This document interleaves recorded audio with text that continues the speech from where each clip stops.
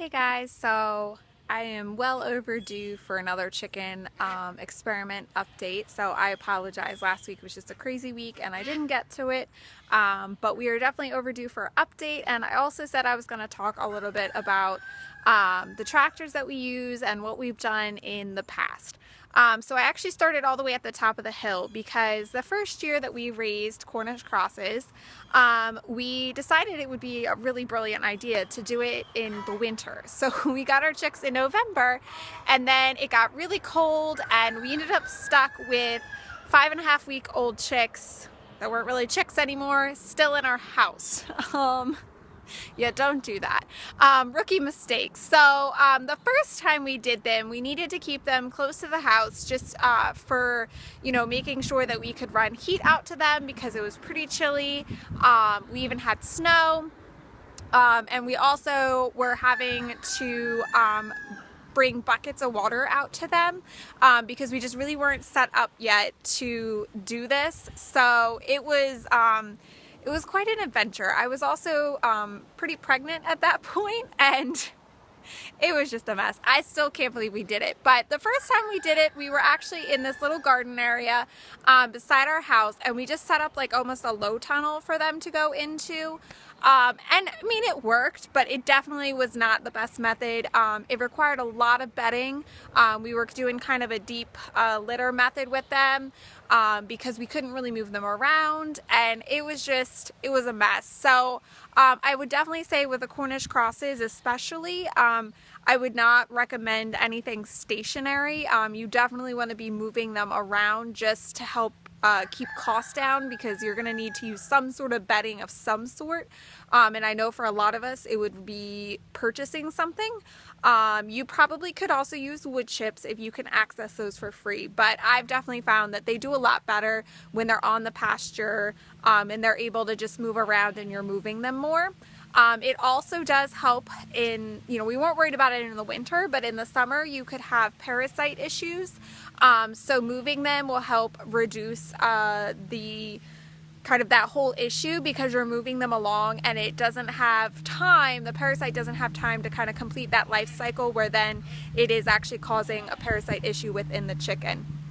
The next year we waited until it was almost too hot.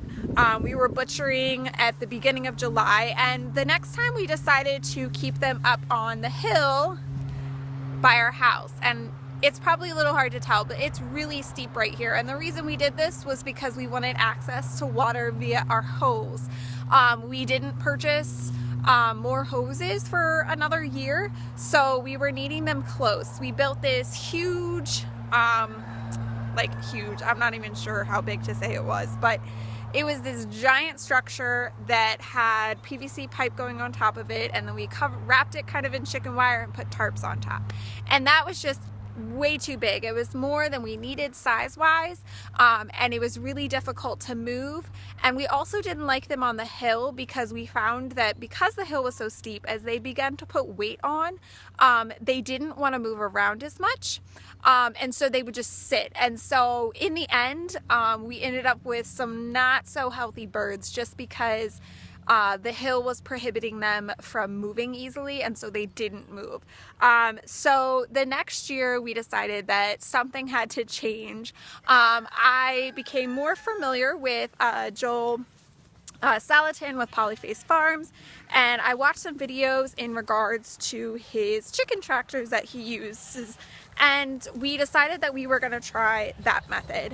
Hold on, I got something in my eye. So we decided that we were going to try that. So that fall we built our first chicken tractor, and we have loved doing it this way. The chicken tractors are very inexpensive to build. We primarily are using scrap lumber, scrap fencing. So we are usually building them for like $50 to $75. I would say you wouldn't probably spend much over $100 unless you have like no supplies whatsoever. So we love that they're very inexpensive, and then we also love that they're really portable. I can move them myself, which is great, except for right now, and I'll point out some of the reasons why I can't. But because of the angle they're on, we have no flat area around here. This field might look flat, but it is still not very flat. There's still definitely a hill. So if the weight isn't distributed correctly, which was one of our first mistakes, I can't move them very easily. So as you've seen in my prior videos, if you've seen them, these are our tractors, and these are going on their, I guess, second kind of full year. This is the fourth time I think these have been out to pasture. When they're not in use, we just drag them up to the edge of our woods, but we will actually be disassembling these and getting rid of some stuff and recycling some stuff and building completely new sets for our next go round. But overall, we have absolutely loved these. We built ours 10 by 10 and then 3 feet tall. And the reason why we chose 3 feet tall is because our chicken wire that we were getting from Tractor Supply comes in like 3 feet height. So we didn't want to have to cut or waste any materials. One error that we made with our first tractor was that my husband was thinking that he could kind of just lift and drag these, and that was very difficult for me to do. So we added these ropes just kind of strung through that we can use to kind of lift and pull, and that has worked well. Now, one mistake we did make was that we have wheels on the back, and so we have these wheels on the back, but we didn't distribute the weight correctly. The lid is on the side, as you can see here, which makes this side a lot heavier. And this side is currently downhill, which is why I can't move it, because all of the weight is on that one side. So that's one thing we need to fix in our next go round. And we did try to lighten up our second tractor that we built by using PVC to make the lid a little bit lighter, and this time we did put it in the back, so I can move this one a little easier. But the PVC piping just didn't hold together, so we kind of have scrapped that idea, and we kind of just made a simple modification for now, because we knew this was the last season that it would be out on the pasture, and there was really no sense in really investing a lot of time into fixing it. So we have also used just this corrugated plastic for the lid. We cover about half of it so that they have some shelter. And then we also did add this spring, the corrugated plastic on the side. We'll probably recycle this for our next batch. But this also just provides a wind block and additional shade and protection from the rain, which this spring has been on the cooler side and on the rainier side. Not as bad as last year, but we ended up getting rain one of the first few days that they were out, and so we knew we wanted to protect them a little bit better because of them still being so young. So one issue that we have had, and one thing that will definitely be changing, is we used chicken wire, like I said in the beginning, and it worked well. And then last spring, we're pretty sure there was a den somewhere, but we had a big fox issue. The fox was coming through and was literally shredding the chicken wire to get to the birds. And if you watch my first video, you'll know that I mentioned that the chickens, the Cornish crosses, were literally just sitting along the edge, and the fox was like swiping them out, and they did nothing. They didn't move or anything. So that was one of kind of our big issues with the Cornish cross. We wanted a little bit smarter bird, but we also added a skirt with just wire scraps, and then we use, let me find one. We use these heavy duty staples. This one's pretty mangled, but still works. We use these heavy duty like landscape fabric staples to staple it down, and that actually has worked really well. It is a bit of a pain in the butt because every time you move it, you can't just, pick up and drag it forward. You have to sit there and pick all the staples up from around the skirt, kind of push the skirt up a little bit in the front so it doesn't flip under, and then move it forward and restaple.